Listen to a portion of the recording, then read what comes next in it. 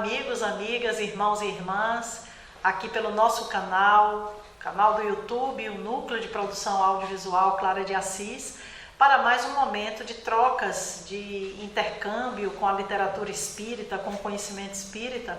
E hoje nós vamos trazer um tema que já trouxemos aqui outras vezes, mas o que aconteceu? É que eu fui, assim, de certa forma, envolvida, posso dizer, por um campo mórfico, em que nas últimas semanas as palestras, os centros que me convocaram para algum momento de palestras, de seminários, o tema foi família. E aí, quando convocada para estar aqui com vocês, eu tive assim esse mesmo impulso, eu digo, vou dar continuidade a esse processo. Então, o que vocês vão ver hoje aqui eu já trouxe em outras oportunidades, mas é um reforço para este chamamento do universo que eu tenho certeza absoluta começa, em primeiro lugar, o efeito em mim mesma. Essas lições, elas têm como eixo trazer para mim uma reflexão. E qual é o tema de hoje? É esse aqui, Jesus e as bases da família. Então, já sabemos que a Terra é o nosso planeta escola, alguns espíritos, alguns companheiros nossos da espiritualidade também falam em um planeta presídio, também falam em um planeta sanatório, um planeta hospital, mas nós vamos nos deter muito na definição de Emmanuel, quando ele trata, a Terra, essa escola abençoada, esse planeta abençoado, a nossa escola. Então vamos ficar com essa definição de Emmanuel, entendendo que esta escola aqui não é uma escola naqueles critérios de antigamente, naqueles critérios assim do tipo uma escola onde se parecia muito com, digamos, internatos, aquela escola como nós conhecemos os modelos atuais, escola para menores infratores. Não é bem isso. Vamos trazer esse modelo de escola como uma escola amorosa, uma escola onde o diretor, onde o coordenador de todas as atividades é o nosso Mestre Jesus Cristo. E essa escola, segundo os ciclos evolutivos dos planetas, conforme vocês podem ver aqui nos slides, nós vamos ter a Terra ali iniciando a jornada no sentido da progressão dos mundos, onde acabamos de ser um mundo primitivo e por transição, expiação e provas, e agora estamos vivendo um outro momento de transição, seguindo para um mundo de regeneração, que, como já sabemos, é um mundo transitório, não é um mundo definitivo, e seguiremos para um mundo feliz e posteriormente para os mundos puros, celestes, divinos, até a reintegração em Deus Pai. Da mesma forma que o planeta tem a sua escala de progressão, da mesma forma também Kardec vai sistematizar em O Livro dos Espíritos a nossa evolução, nós enquanto seres humanos. Vejam bem essa imagem, eu tenho usado muito ela aqui nas falas, mas vale a pena a gente recapitular. Então, na pergunta 100 de O Livro dos Espíritos, Kardec, inspirado pelo Espírito da Verdade, sistematizou de alguma forma a nossa condição em espíritos de terceira ordem, segunda ordem, primeira ordem. Como vocês podem ver, na base da pirâmide, os espíritos imperfeitos, os espíritos batedores, perturbadores, pseudo-sábios, mentirosos, levianos, preguiçosos, somos nós, é isso mesmo, não tem mais nenhuma novidade. Já falamos isso aqui exaustivamente, outros companheiros e companheiras já estiveram aqui explicando essa nossa condição, então já sabemos a predominância do orgulho, a predominância do egoísmo, a predominância da maldade em nossas ações, somos seres assim movidos por paixões e não pela razão, e muito menos ainda pelo senso de alinhamento com a lei de Deus. Então estamos ainda muito distanciados daqueles espíritos de segunda ordem, que são os bons espíritos, e muito mais distanciados ainda dos espíritos de primeira ordem, que são os espíritos puros, os espíritos crísticos. Então, estamos falando de quê até então? Estamos falando de um mundo recém-saído da condição de mundo primitivo, um mundo de expiação e provas, onde nele habitam espíritos imperfeitos. Então, a nossa condição não deve ser surpresa para ninguém. As nossas características estão bem expressas nestas duas orientações do Espírito da Verdade, que a gente sintetiza aqui. Então, mundo de expiação e provas, planeta Terra, onde predomina a imperfeição moral, orgulho e egoísmo, onde nós vemos que na nossa ignorância e na nossa astúcia interpretamos erroneamente e de forma distorcida, intencionalmente, a lei de Deus. Somos rebeldes, somos violentos, somos agressivos, temos uma tendência suicida e uma tendência homicida, porque nós não nos amamos e, consequentemente, não sabemos também amar o semelhante. Somos espíritos preguiçosos, espíritos indecisos, inseguros, insatisfeitos, astutos, plenos de doenças morais. E nesse slide nós vemos aqui aquilo que o Crispim fala muito pra gente, né? Nosso tão amado Maurício Crispim. Nós somos capetas. Então, da mesma forma que nós muitas vezes olhamos os nossos irmãos, com todo respeito, que chamamos de obsessores, os espíritos infelizes, e falamos, meu Deus, são espíritos muito rebeldes, espíritos muito levianos, muito maldosos, que se assemelham a capetas. Na verdade, nós estamos falando de nós, porque somos nós, são nossos irmãos, nós estamos no mesmo patamar evolutivo. Então, quando nós nos unimos nas famílias, não é um anjo casando-se com uma santa e tendo anjinhos de filhos. Não é um santo miraculoso casando com uma deusa, com uma fada, que vai ter filhos e filhas, príncipes e princesas dóceis. Nós estamos falando de famílias formadas por pessoas comuns, um homem comum com uma mulher comum, tendo filhos comuns. E o que é um homem comum, uma mulher comum e os filhos comuns? É aquilo que nós vimos no slide anterior e que eu retorno agora para vocês. São famílias que se formam no mundo de expiação e provas, com espíritos cheios de imperfeições morais, com a base no orgulho e no egoísmo, rebeldes, violentos, que desconhecem a lei de Deus, que têm suas preguiças, que não têm coragem para enfrentar a vida, apegados a bens materiais, disputando picuinhas entre si, realizando guerras, astutos, cheios de doenças morais. Assim somos nós. Então, o Maurício Crispim traz para nós 3 conceitos assim extraordinários quando ele vai estudar a questão da personalidade humana e as constelações psíquicas.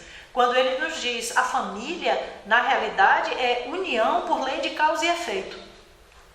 Isso aí já esclarece muita coisa para a gente. Então, não estamos unidos no mesmo teto, no mesmo grupo familiar, laços biológicos, laços que nos unem através de casamentos e uniões, enfim, por acaso. Não existe acaso. Então, Maurício Crispim é taxativo, é lei de causa e efeito. E isso ele fala com respaldo em quê? No Evangelho segundo o Espiritismo, fala com base no Livro dos Espíritos e na obra do professor Pietro Baldi. Então, nada é por acaso em família. Olhe para sua esposa, olhe para o seu esposo, olhe para os seus filhos, para a sua sogra, para o seu sogro, cunhado, cunhadas, tudo isso aí, todas essas pessoas, esse conjunto psíquico forma aquilo que nós construímos, atraímos e do qual fazemos parte. Lei de causa e efeito. Jogou a bola na parede, a bola volta de volta. Vem para você. Impulso que foi arrojado retorna para você. Pessoas que estivemos em conluio, em associação, em vidas passadas, seja para a realização de causas nobres, seja para a realização de atos violentos, de roubos, de astúcia, de leviandade de uma forma geral, isso tudo retorna para nós. E aí vem na forma de esposa, esposa, filho, filha, cunhado, cunhada, sogra, sogro, todas as associações familiares. Então, estamos no grupo familiar que nos pertence e que nós construímos. E daí, Dr. Crispim tirar para nós esse conceito de constelação psíquica. Então, ele avança, não no sentido de considerar a família inferior, não é nesse sentido.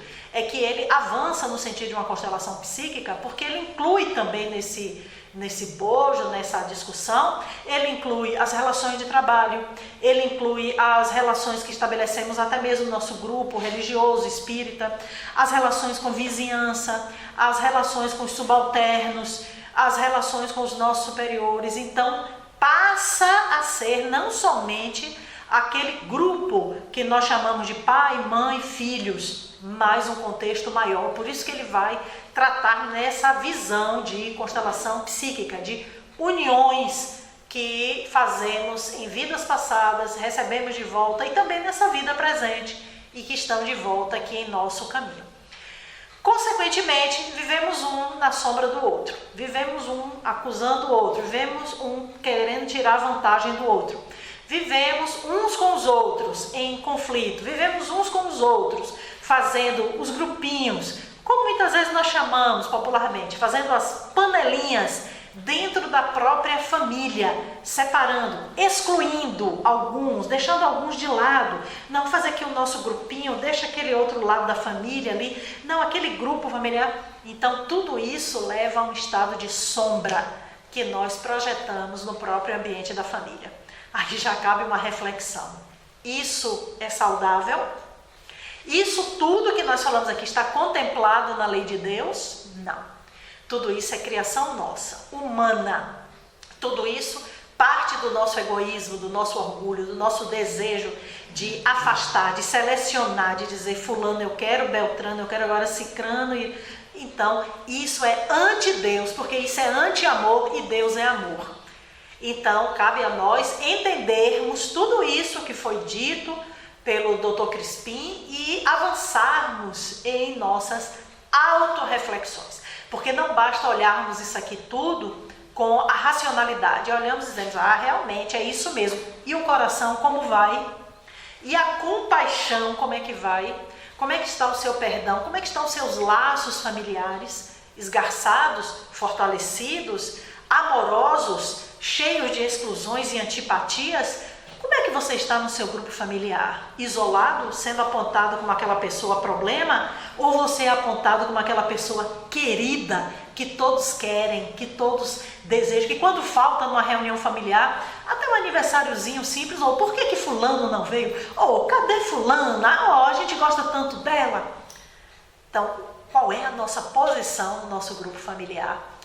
Então, vale a pena a gente fazer essa autorreflexão. E pararmos com essas infantilidades de ficar acusando os outros. Porque minha família é um problema, meu tio é assim, meu pai é assado, minha mãe é não sei o quê, minhas irmãs. Vamos parar com essa infantilidade. A doutrina espírita nos convida a uma autorreflexão, a um processo de autoconhecimento na questão familiar. E vamos começar logo pela base. Capítulo 14, Evangelho segundo o Espiritismo, honrai a vosso pai e a vossa mãe. O que fez Kardec? Escolheu 2 trechos aqui inspirados no Decálogo, no Êxodo, lá de Moisés, quando ele traz para nós o mandamento que foi prescrito por Javé para que nós cumpríssemos. Que mandamento é esse? Olha lá. Honrai o vosso pai e a vossa mãe, a fim de viverdes longo tempo na terra que o Senhor Deus vos dará. E que foi reinterpretado por Marcos, Lucas e Mateus. Sabeis os mandamentos. Não cometereis adultério, não matareis, não roubareis, não prestareis falso testemunho, não fareis agravo a ninguém, honrai a vosso pai e a vossa mãe. Então, o mesmo mandamento trazido por Javé, ele está novamente renovado nos evangelhos, Marcos, Lucas e Mateus, através do próprio Cristo que referenda, o próprio Cristo que confirma, que ratifica, que diz, é isso mesmo. Então, além dos outros, não prestar falso testemunho, não roubar, não matar, não cometer adultério, está lá. Honrai a vosso pai e a vossa mãe. Então, esse é o mandamento fundamental para nós estudarmos nesse momento aqui. Vamos continuar então nesse mesmo capítulo. Olha lá o Evangelho segundo o Espiritismo. O mandamento honrai a teu pai e tua mãe é uma consequência da lei geral da caridade e do amor ao próximo. Por quê? Não se pode amar ao próximo sem amar os pais. Gente, isso aqui eu coloquei destacado em amarelo, bem vivo, grifado, exatamente para que nós, estamos falando aqui para um público espírita, então que nós espíritas, simpatizantes do espiritismo, pessoas espiritualistas que estão se aproximando, querendo entender a dinâmica familiar ou que pensa o espiritismo sobre a família, já possa ter imediatamente esse choque de realidade. Então, não se pode amar ao próximo sem amar aos pais. Então, inúmeras vezes atendemos aqui na nossa casa espírita pessoas que chegam com queixas de todo tipo que vocês podem imaginar com relação aos pais. Incompreensões, exclusões, falta de amorosidade, falta de valorização, desprezo, abandono, falta de integração, mãe narcisista, tudo que vocês possam pensar acontece. E muitas pessoas chegam naquele sentimento de o que é que eu posso fazer. Outros já chegam no sentimento da revolta. Não, com meu pai e com minha mãe não tem conversa. Com essas pessoas últimas fica muito difícil o diálogo. Por quê? Porque eles já vêm com a ideia preparada na cabeça. Não tem diálogo, com meu pai e com minha mãe não tem jeito. Já os outros, que vêm com aquela predisposição, com uma sinalização de que a coisa está chegando num ponto que eu não estou aguentando mais, mas eu tenho em mim algo que me diz que essa situação eu posso fazer alguma coisa. Com essas a gente ainda consegue fazer um diálogo, a gente ainda consegue sinalizar algumas coisas, apesar delas muitas vezes falarem, mas isso é muito difícil, porque não é bem assim, é porque você não conhece bem minha mãe, é porque você não sabe outros detalhes que eu não quero revelar, mas a situação com meu pai é assim, assim. Mas mesmo assim, essas pessoas que abrem essa pequena fresta, ainda é possível, à luz do Evangelho, poder adentrar e brilhar. Mas essas outras refratárias, com muita certeza de suas verdades, fica mais difícil. Então o sofrimento é muito maior. Por quê? Porque isso vai criando uma onda, como o Dr. Crispim fala nas constelações psíquicas. Não se dá bem com os pais, não vai se dar bem com o esposo, com a esposa, com os filhos, com a vizinhança, com os outros parentes, com o patrão, com o governo, com Deus. Então isso aqui é um problema muito sério, não amar aos pais. Então o Evangelho chama atenção, você não pode dizer que você ama seu próximo, que você tem um pensamento social de equidade, de justiça, mas no entanto na sua raiz você não ama seus pais. Como é que fica isso? Então vamos dizer, não bate, é incompreensível isso, é água e óleo, não se mistura. Então o pai e a mãe que nós temos, foi que nós vimos nos primeiros slides, lei de causa e efeito. Então você tem o pai e a mãe que você precisa para você evoluir. Ah, mas esse pai, porque essa mãe... Você tem o pai e a mãe que você precisa. A lei de Deus não erra.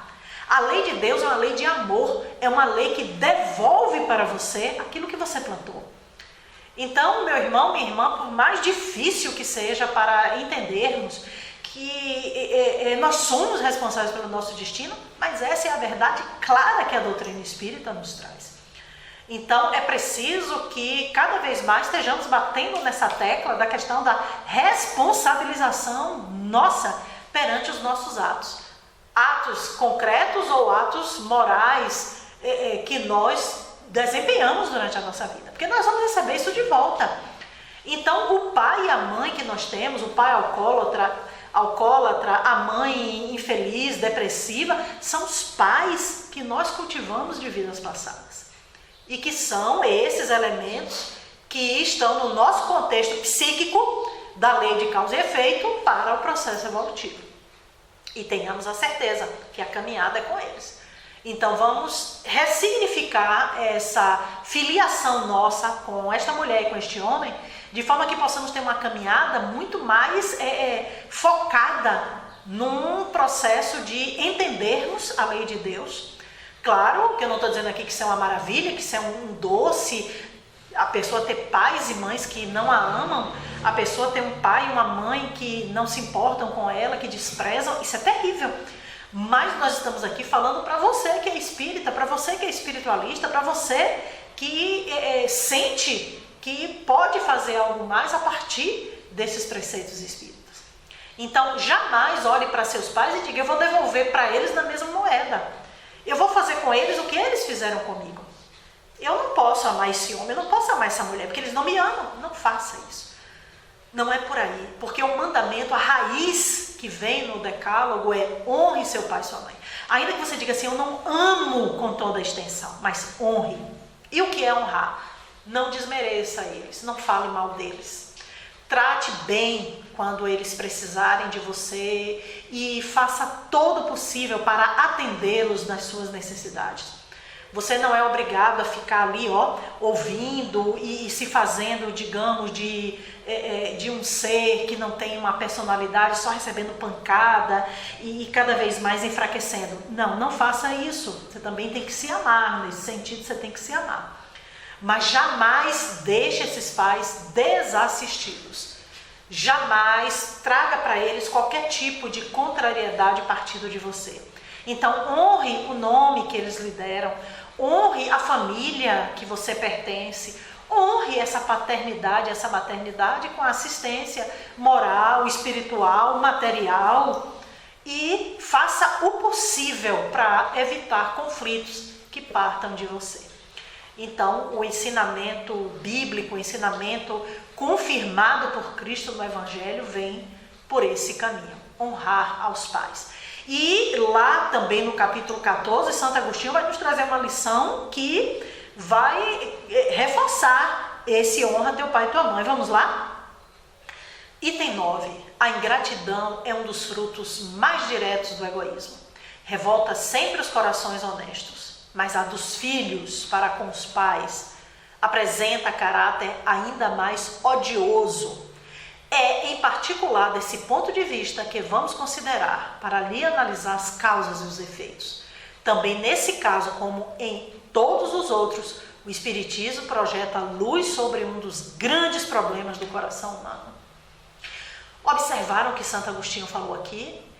Assim como neste caso, como em outros problemas familiares, outras questões familiares, o Espiritismo vai projetar uma luz sobre um grande problema do coração humano, que é ingratidão de filho e de filha. Então, jamais sermos ingratos, porque a ingratidão ela vai bater diretamente no mandamento honrar vosso pai e vossa mãe.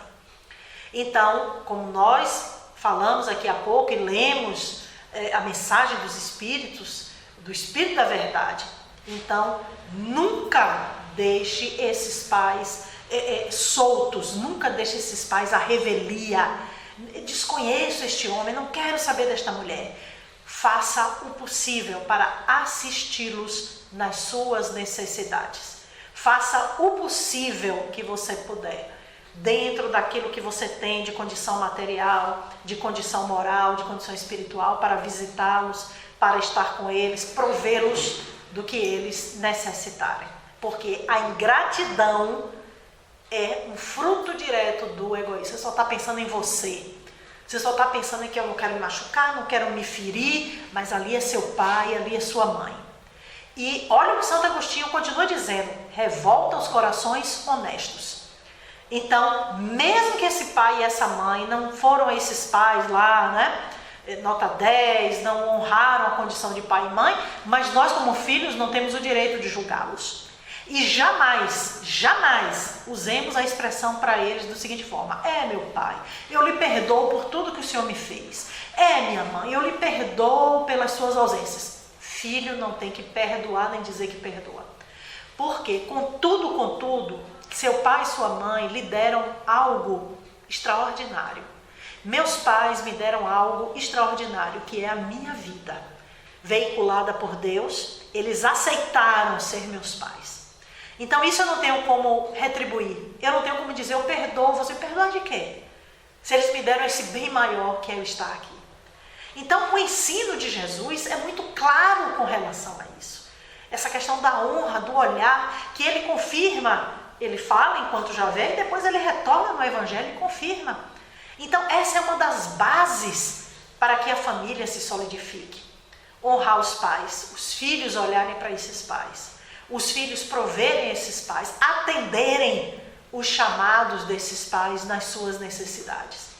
E Santo Agostinho diz, a ingratidão do filho, a ingratidão da filha com relação aos pais apresenta caráter mais odioso, ou seja, os corações honestos, a sociedade, as pessoas de bom procedimento vão olhar e dizer assim, o que é aquilo de Suzy, que não honra o pai e a própria mãe? E agora vai para o centro espírita pregar amor ao próximo?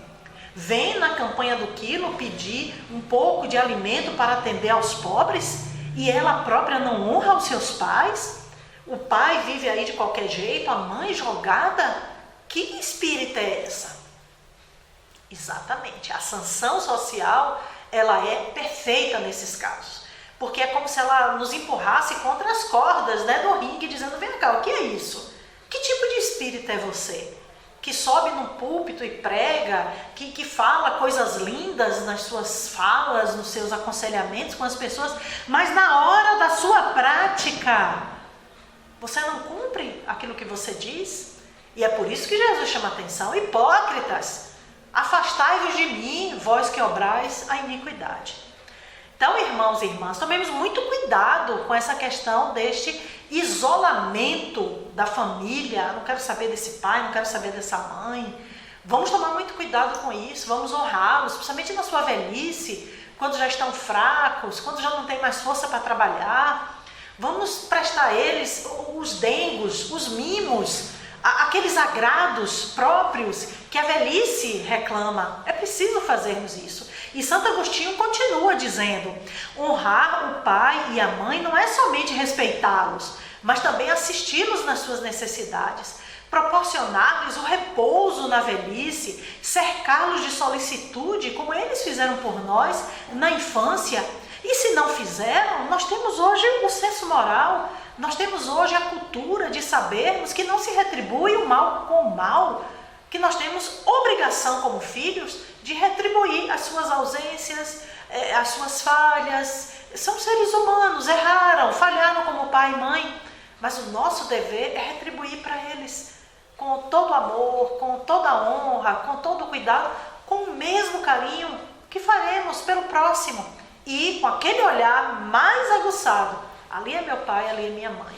Termos esse olhar de levarmos para eles aqueles carinhos, aqueles cuidados, aqueles mimos que são tão próprios, tão necessários para esses pais já envelhecidos. Então, irmãos e irmãs, essa cultura do cancelamento, essa cultura do linchamento em redes sociais, em grupos de família, exclusões, né? Ser excluído de grupo de família, as pessoas não querem mais saber de fulano, de beltrano, vou tirar minha mãe aqui do grupo da família porque ela é muito pessimista, ela só fala tudo do contra, meu pai é sempre inconveniente, sempre com aquelas postagens inconvenientes.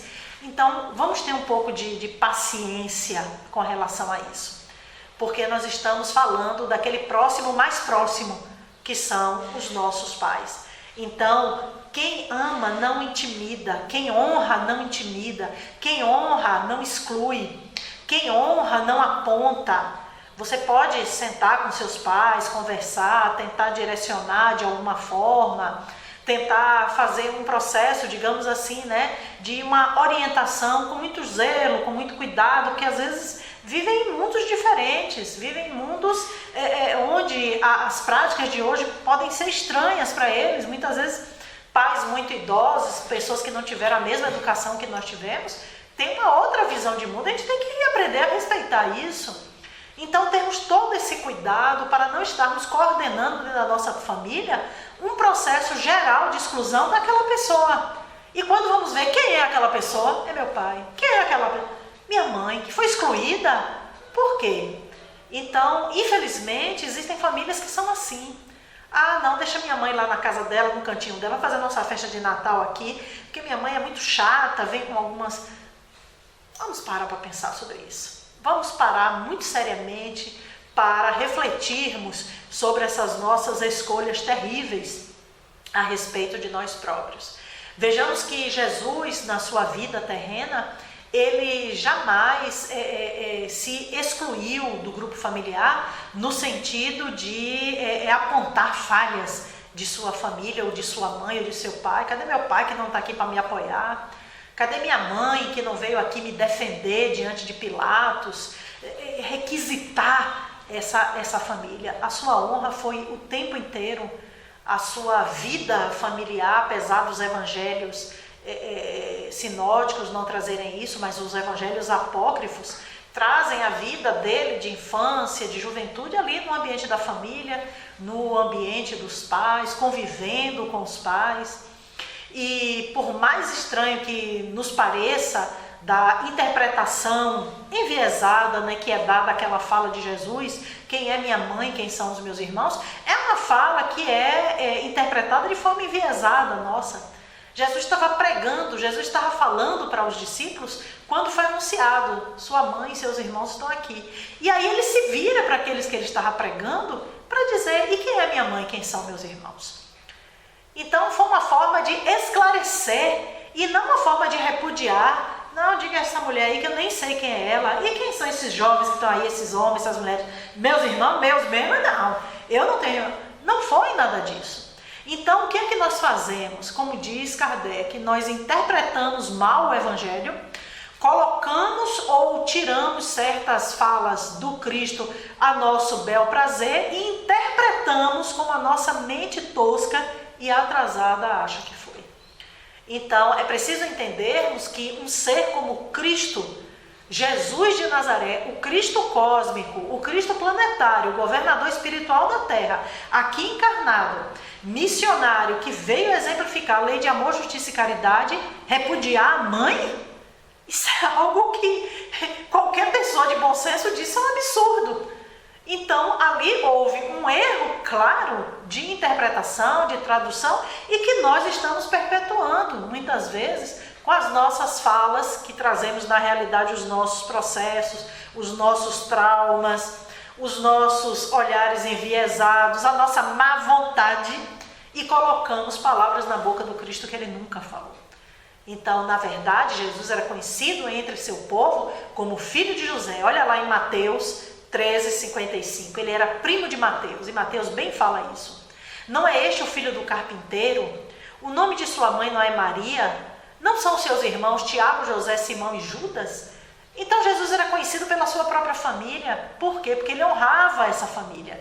Ele era conhecido, ele era visto como filho de Maria, filho do carpinteiro José, irmão de Judas, irmão de Miriam, Então ele era conhecido no seu ambiente, na sua cidade, lá na região de Nazaré.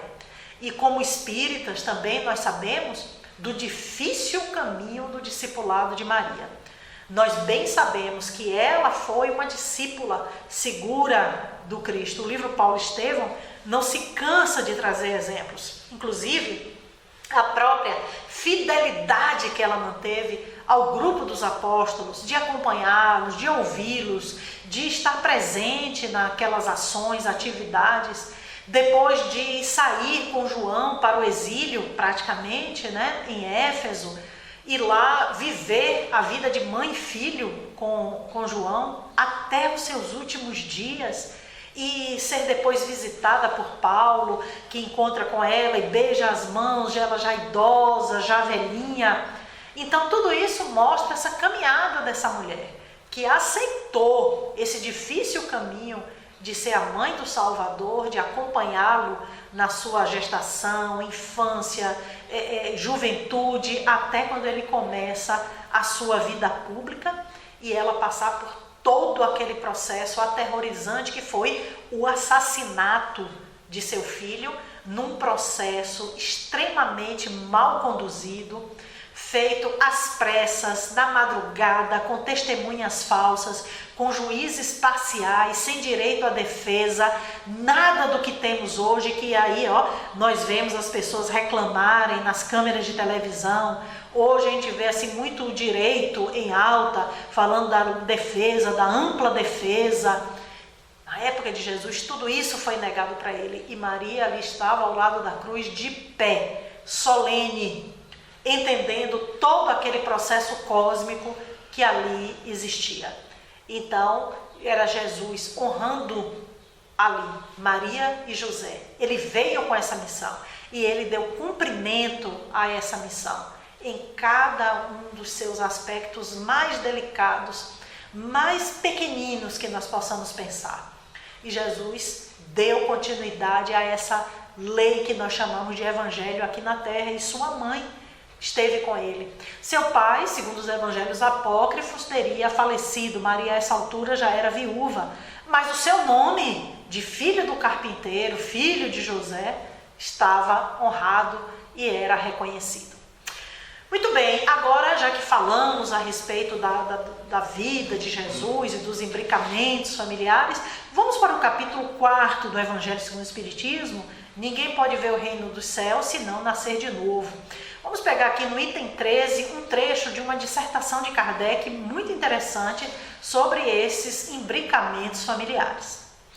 Os que encarnam numa família, sobretudo como parentes próximos, são as mais das vezes espíritos simpáticos ligados por anteriores relações que se expressam por uma afeição recíproca na vida terrena. Mas também pode acontecer sejam completamente estranhos uns aos outros, esses espíritos, afastados entre si por antipatias igualmente anteriores, que se traduzem na Terra por um mútuo antagonismo que aí lhes serve de provação. Então vejam, o ensinamento de Kardec aqui é muito claro. Então, por lei de causa e efeito, constelação psíquica, ensina o Dr. Maurício Crispim, nós somos atraídos para nascermos no mesmo grupo familiar como parentes próximos. Espíritos simpáticos. Então, essa simpatia aqui, né, como ele mesmo diz, ligado por anteriores relações que se expressam por uma afeição recíproca na vida terrena. Essas afeições não são necessariamente, digamos, sentimentos sublimes. Então, existem grupos de espíritos que se afeiçoam porque eles estão conectados, porque em vidas passadas já militaram em determinada área, já estiveram juntos em determinadas ações, já participaram muitas vezes de determinados contextos e aí retornam para aquele mesmo grupo familiar. Então, muitas vezes, famílias de ladrões existem, porque espíritos simpáticos que em vidas passadas foram ladrões e continuam aqui na vida presente, um aperfeiçoando o outro, mas ainda vivendo esse impulso, porque é lei, né? Livre-arbítrio é uma lei, até que seja esgotado. Da mesma forma, infelizmente, né? Assim como tem as famílias infelizes dos ladrões, tem as famílias de alcoólatras, pessoas que várias e várias gerações no alcoolismo. Então existem aí processos espirituais e também processos emocionais que precisam ser vistos com muito cuidado, mas ali também são espíritos que estão conectados, espíritos simpáticos. Também vamos encontrar as famílias bondosas, caridosas, amorosas, de pessoas que estão em vidas e vidas e vidas, convivendo ali com processos de promover o bem comum, do altruísmo, da caridade, do amor ao próximo e que renascem. Mas Kardec vai chamar a atenção para um caso aqui que aparece como exceção, mas que a gente não deve estranhar, que são aqueles espíritos que muitas vezes reencarnam em grupos familiares e que são espíritos completamente estranhos àquele grupo familiar. E nesse momento a gente lembra imediatamente, né, de Ivone do Amaral Pereira, no livro Memórias de um Suicida. Lá em Memórias de um Suicida, Ivone vai trazer para nós, através de Camilo Cândido Botelho, né, Camilo Castelo Branco, de que espíritos suicidas, eles passam por todo um processo de reajuste reencarnatório. Então, além dos problemas físicos, psíquicos que vão trazer, eles também ainda trazem na bagagem a questão de não nascerem no mesmo grupo familiar onde eles cometeram suicídio. Então, seria uma espécie de, digamos, eu não gosto de usar essa palavra porque a lei de Deus não trabalha assim. Então, vamos entender isso aí como uma falha minha, que não tem uma palavra melhor para colocar aqui. Mas seria uma espécie de punição que esses espíritos passam. Algo do tipo, você não valorizou a sua família onde você estava, cometeu suicídio? Pois muito bem, agora você vai nascer numa família estranha, de espíritos estranhos, para que você possa ver o que é você estar num núcleo onde você não é amado. Então seria na realidade um processo de reeducação emocional, reeducação espiritual para aquela alma conviver e, como se diz, né, na linguagem popular, né, com todo respeito aí, por favor, não me entendam mal, aquelas pessoas que se sentem o patinho feio, a ovelha negra da família, aquela história, né, eu sou estranho no ninho porque ninguém na minha família pensa como eu, ninguém na minha família me entende. Então, pode ser, não estou dizendo que são todos os casos, pode ser que seja um caso como esse, um espírito que está ali exilado por um processo necessário de reeducação, entre eles um suicida em reabilitação. Então, esses espíritos, eles passam por grande sofrimento, porque, vou falar para vocês, né? A gente convivendo com pessoas que a gente ama, já tem as nossas diferenças, os nossos atritos, né? Todo mundo aqui sabe disso. Agora, imagine nascer num grupo estranho, num grupo onde até você é antipatizado. Isso não é nada fácil, porque a vida na Terra já não é fácil. Nós já temos as nossas provas, expiações e resgates. E ainda nascer num grupo onde somos olhados assim como que pessoa estranha, quem é esse ET aqui na nossa família? Então é por isso que nesses momentos vem Jesus em nosso socorro, né?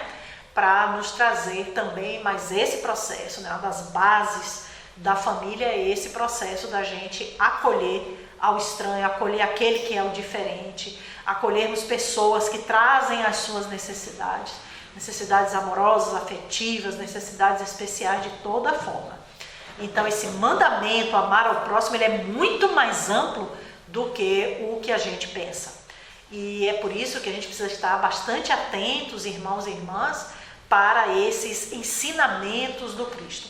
Porque não é à toa que nós nascemos naquele grupo familiar. Nós já vimos isso aqui. A constelação psíquica fala sobre isso, o capítulo 4 do Evangelho, o livro dos Espíritos, a obra de André Luiz. E vamos ver agora esse esquema aqui, bem sintético. Como eu falei para você, essa palestra aqui é um resumo de outras que eu já fiz aqui, mas que estamos aqui falando tanto de família, vamos atender a esse chamamento do universo. Então vamos lá de novo para essa figura. Olha aqui, ó, programação física reencarnatória. Então a palavra que é logo retirada, que está ali no canto, acaso, não existe acaso na reencarnação, não existe acaso na formação da família. Ah, eu me casei com esse homem, não sei nem porquê, porque eu namorei tantos rapazes, mas fui casar logo com esse. Não foi por acaso que você casou com ele. Aquele rapaz que muitas vezes tem muitas namoradas e tal, e etc. E uma das namoradas engravida. Ah, por acaso essa menina engravidou. Não, não foi acaso. Tire isso da sua mente. Na formação de família, na formação de pessoas, no início da vida não existe acaso, gente. Não pode, nem no início, nem durante, nem no fim da vida. Deus jamais delegaria, são palavras de Pietro Baldi, Deus jamais delegaria fatos tão importantes na vida do espírito, como nascer ou morrer, ao acaso. Isso não existe. É o próprio Deus e as suas leis em ação. E aí está o quadro. Deus atuando através dos espíritos superiores, como nós vimos, capítulo 13, reencarnação, que está lá, né, todo o processo de André Luiz e Missionários da Luz, trazendo a reencarnação de Sigismundo. Os espíritos superiores, Alexandre, toda a equipe espiritual ali atuando, dando apoio ao espírito reencarnante, junto com os espíritos amigos. Quem leu esse capítulo lembra, tinha mais de 100 espíritos acompanhando ali a reencarnação de Sigismundo. Espíritos amigos, era muito mais do que isso, acho que eram uns 400, acompanhando ele, porque ele foi no umbral, resgatou tanta gente, trabalhou anos no resgate espiritual. E esses espíritos se sentiram tão gratos que na hora da reencarnação de Sigismundo, vamos lá dar um apoio para ele. Tem coisa melhor? O espírito reencarnando, a reencarnação difícil, o pai não aceitava muito bem ele, e os espíritos amigos foram lá para dar uma força ao amigão. Oh, coisa maravilhosa, né? Essa solidariedade que deve existir entre nós. Olha lá a figura. O pai, a mãe, o pai oferta, né, o espermatozoide, a célula masculina, a mãe oferece o óvulo, e aí com a junção dos genes, o DNA se recombina, vem a célula ovo através de quê? Através dessa recombinação genética, mas também submetido à lei de causa e efeito do modelo organizador biológico, que é o perispírito do reencarnante. Coisa belíssima. O professor Pietro Baldi vai dizer que na nossa reencarnação nós estamos submetidos a 4 forças. A força paterna, a força materna, as forças exteriores, que aí nós podemos colocar os espíritos amigos, os espíritos superiores, a lei de causa e efeito, e o próprio espírito reencarnante, o seu modelo organizador biológico, o seu perispírito.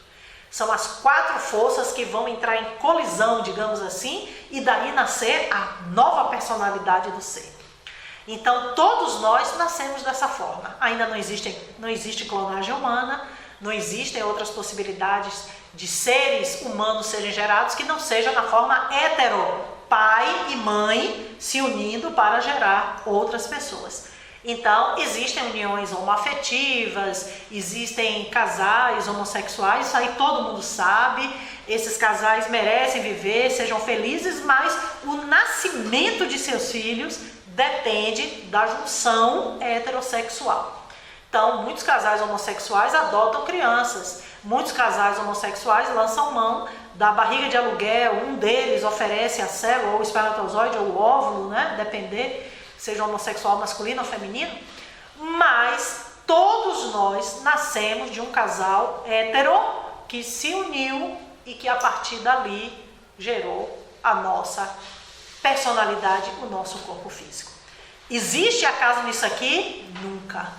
Isso aqui é uma base que nós temos que introjetar definitivamente, que é o que nos ensina a lei de Deus. Está aqui em Leon Denis, Problema do Ser, do Destino e da Dor. O homem tem de reparar no plano físico o mal que fez no mesmo plano. Ele torna a descer ao cadinho da vida, ao próprio meio onde se tornou culpado, para junto daqueles que enganou, despojou, espoliou, sofrer as consequências do modo pelo qual anteriormente procedeu. Ficou claro isso aí, irmãos? Não existe acaso na reencarnação e na sua família. Isso é uma base fundamental do ensino do Cristo, do ensino do Espírito da Verdade. Então, o problema que nós causamos aqui na matéria tem que ser resgatado aqui na matéria.